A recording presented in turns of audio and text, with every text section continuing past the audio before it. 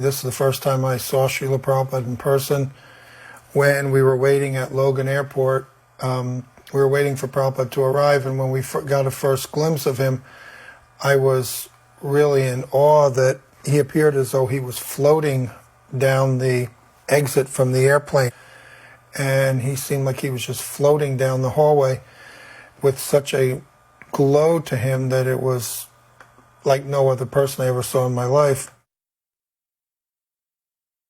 When Srila Prabhupada was greeted at airports, he would obviously be surrounded by his loving disciples, and then there would be a much larger group of people in the airport who would just be amazed at the whole spectacle of the flowers, the chanting, the ecstasy, the jumping for joy, and then, of course, the beaming and radiant Srila Prabhupada gliding through the corridors or being surrounded by his disciples covered in garlands. And Srila Prabhupada would note the crowd and quite often encourage the devotees to continue chanting for their benefit. Sometimes the chanting would die down and he would raise his arms, continue. And then finally, he would give a lecture on occasions to the crowd. In Boston, I remember, he looked around and he said, about this greeting, it says in Shastra that the spiritual master should be worshipped on the same level as God. However, if he thinks he is God, he is dog. Prabhupada was supposed to go to a hotel in downtown Boston for a press conference, and Uddhava, who was my boss at the press, didn't allow me to go to the hotel. Instead, he took me back to the temple. So I was really angry with him that I didn't get a chance to see Prabhupada more, and as we're standing on the porch of the Boston temple, and I'm there kind of under my breath cursing Uddhava, all of a sudden Prabhupada's car drove up, and there was Prabhupada at the temple, and there were probably only about 5 of us there, me and Uddhava, the Pujari, and a couple of others. So we greeted Prabhupada and walked down the hall to Prabhupada's room with him. And in the meantime, I guess devotees figured out or found out that Prabhupada wasn't going to the hotel, so they all converged upon the temple, and we all went to Prabhupada's room. And I couldn't believe that here, first time in my life, I was sitting so close and right before Srila Prabhupada. So during the course of probably about an hour and a half or 2 hours of sitting in Prabhupada's room with him, and of course the crowd grew. There was one devotee in the group, Petit Udaran. He had a brother, Madhu Mangal, and they were 2 of the first initiated devotees from New York. And Prabhupada knew their mother, and Petit Udaran was in the room, and Prabhupada asked him how he was doing, and he asked him about his brother, and then he asked him about his mother. So Petit Udaran said, I want to try to save them, Srila Prabhupada. And Prabhupada said, there's one story in this regard. And he said there was a family of sparrows, and young baby sparrow flew out of the nest and got captured by the hunter. And the mother said, oh, my baby, she's gotten captured by the hunter. I'll go to try to save him. And she flew out of the nest, and she got captured by the hunter. And then the father sparrow, he said, oh, my son has gone out of the nest. He's gotten captured by the hunter. My wife has gone out. She's gotten captured by the hunter. He said, if I go out, I'll get captured too. And he flew away and didn't try to save them. So Prabhupada said, the most important thing is that you've got to save yourself, and that's of primary importance. It was the Boston temple where I finally ended up joining. And the devotees knew that I had spoken with Srila Prabhupada, so they thought that even though I was just a guest, I was an outside devotee, but and I wasn't following so strictly, but still they allowed me to have darshan with Srila Prabhupada. I was introduced a little the wrong way. Srila Prabhupada was told, this is Bhaktalan. He used to speak with you at 61 2nd Avenue, which was the second temple.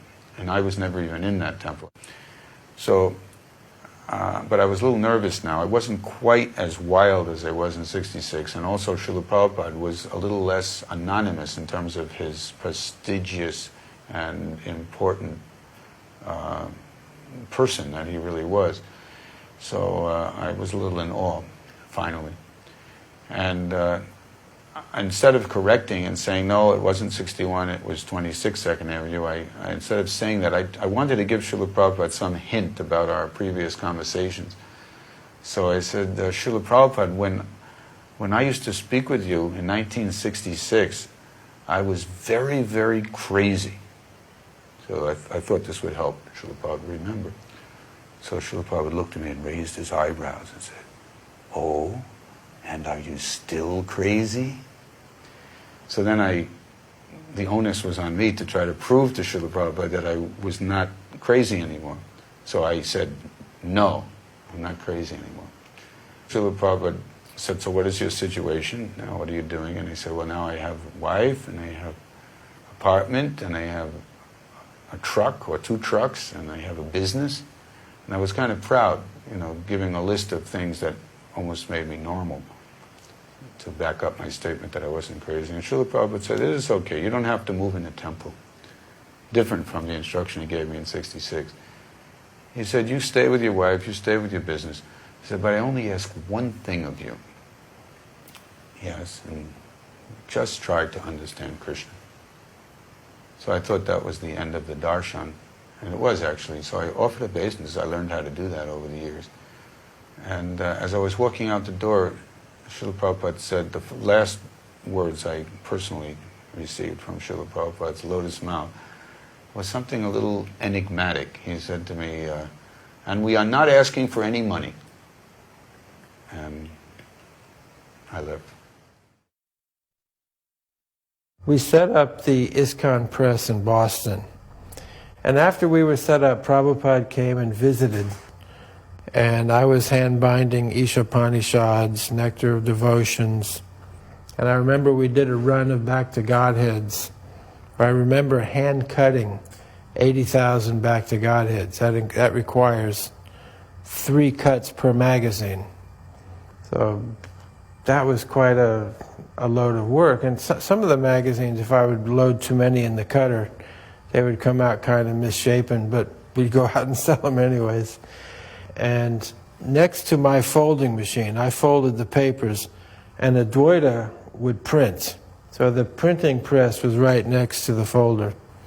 So Prabhupada came in and saw the folder, and then walked over to the press, and looked at a Dwaita, and looked at everybody in the crowd, and touched the printing press, and he said, "This is my heart."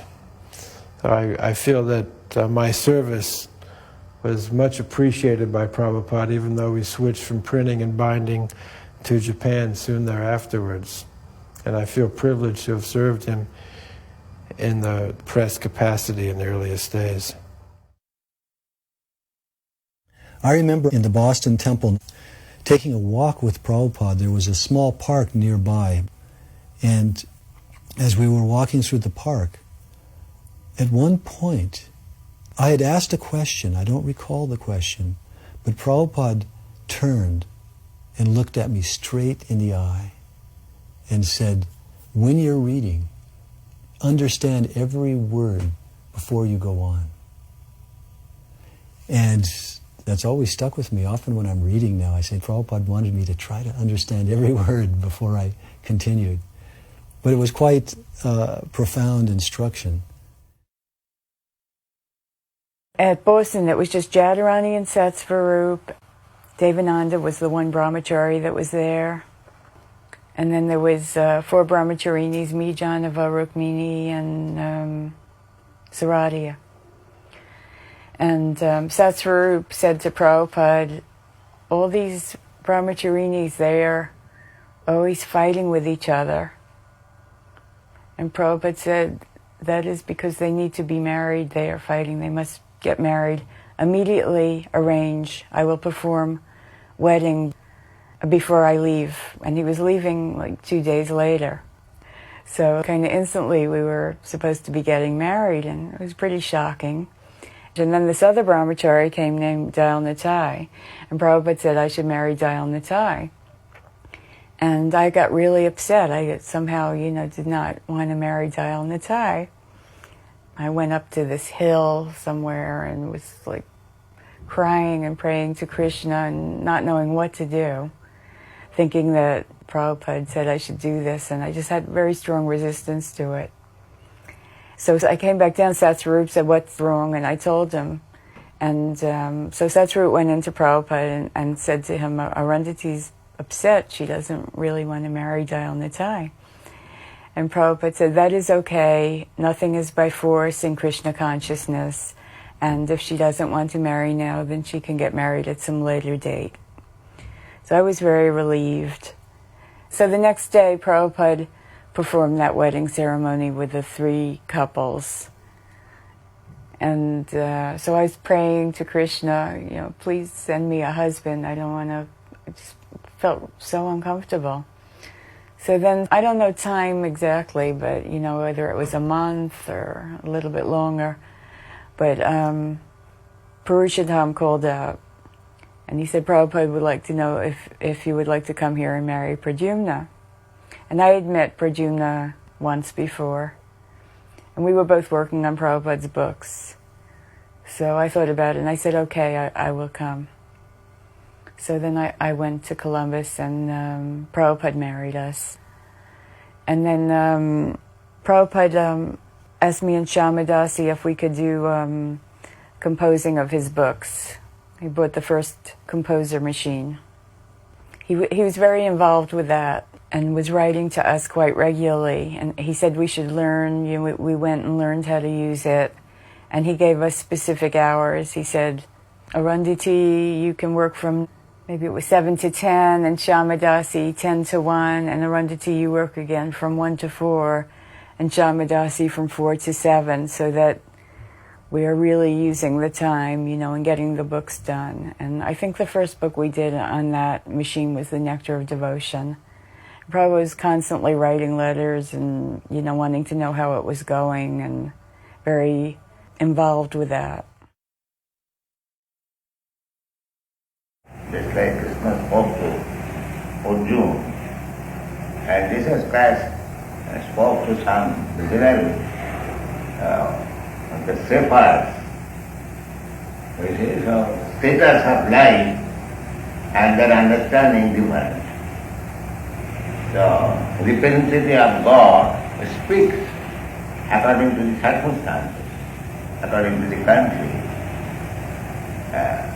So it was good for the people at that time. They should have concentrated through Jesus Christ. Is this Krishna consciousness sectarian? Can anyone take it up? Can Christians take it up? Can Muslims take it up? Yes, you can see practically all our students here in the Western country, they are mostly coming from Christian group, Greek group. And there are many Mohammedans also. I was in New Vrindavan. Things were pretty basic there. A lot of dirt and mud. And my mom sent me this sweater. It was saffron, and of course, we had trouble keeping stuff clean there, so I didn't want to get it dirty. I thought, this would be nice for Prabhupada. It's not going to be much use here. So I put it in a plastic bag, and I was living in a brahmachari ashram, and somehow I was able to protect the sweater from getting dirty for like a couple of months. And then Prabhupada came to Boston to see the press, and we drove up from New Vrindavan. I was all excited to have the sweater that my mom had given me, and I was going to give it to Prabhupada.